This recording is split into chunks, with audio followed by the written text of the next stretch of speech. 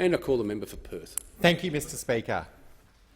I completely reject the idea that Australians are or should be quiet. For us to do our work in this place, we need noisy, passionate and purposeful Australians. One of the joys of our work as parliamentarians is the powerful advocates we meet. Powerful advocates like Micah Voices for Justice, who have been in this building this week, providing a voice to some of the poorest people in the world and helping faith leaders have their voice heard, both here and across the Pacific. Powerful voices like Tamara Lindsay, a constituent of mine who is suffering lung cancer.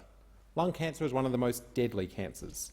She is advocating for lung care nurses, just as we have provided for breast cancer and prostate cancer. Powerful voices like WA Girl Guides, who sent a 20-strong delegation to my office calling for meaningful action on climate change. Young leaders like Ronan, who was the 2019 head boy at Mount Lawley Senior High School and rocked up at my mobile office just last Saturday to outline his plans to improve mental health services for young people in Western Australia. And when I think of powerful voices, I think of the kindergarten students at Perth College, campaigning in their own tiny way to save our oceans from plastic pollution. So to those advocates, I want to say thank you. Campaigning for change can often feel thankless. You have meetings, you share ideas, but change is always slow to come.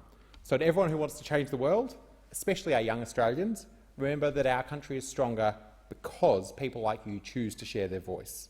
We only have workplace safety laws because people campaign for them. We only have free public schooling because people campaigned for it. And it took decades of election campaigns for Medicare to become untouchable. So my advice to Australians who want to help shape the future: first, never be afraid to raise a concern with your local Member of Parliament.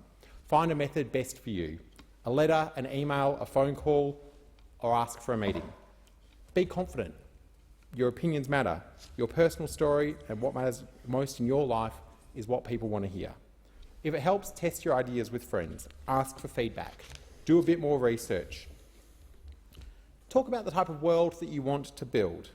Don't talk about the cost to a business or some small target approach. Talk about community, national and international interests. Think of big structural reforms. It's just as hard to campaign for something small as it is to campaign for something big. Today is the International Day of People with Disability. It was big picture thinking that drove the campaign and the delivery of the National Disability Insurance Scheme. Put your idea in writing. If you aren't confident in writing down your ideas, ask someone to help you.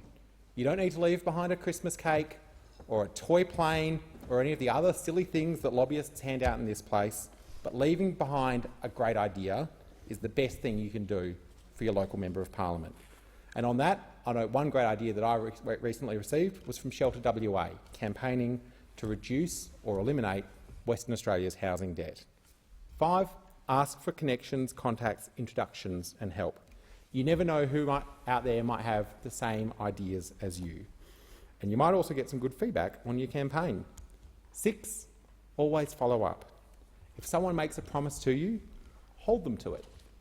The only reason me and many people in this place are members of an avalanche, a never-ending stream of parliamentary friends groups, is because I couldn't say no to advocates like Tamara Lindsay.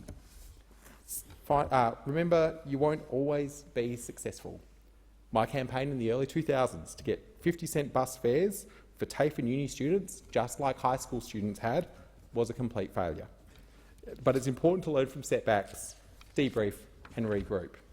And the feedback I got made me even more passionate about a publicly owned, publicly run public transport system. Finally, and most importantly, remember that the people you are lobbying are human too. They make mistakes, they have different priorities, but most importantly, they change their mind, and you are an important part of that. The marriage equality debate showed that people across Australia and across this parliament can and do change their mind. So to all the Australians who are out there campaigning for change, knowing that the best country in the world could be even more amazing, I say thank you very much, and I wish you the absolute best for your campaigns for 2020 and into the future.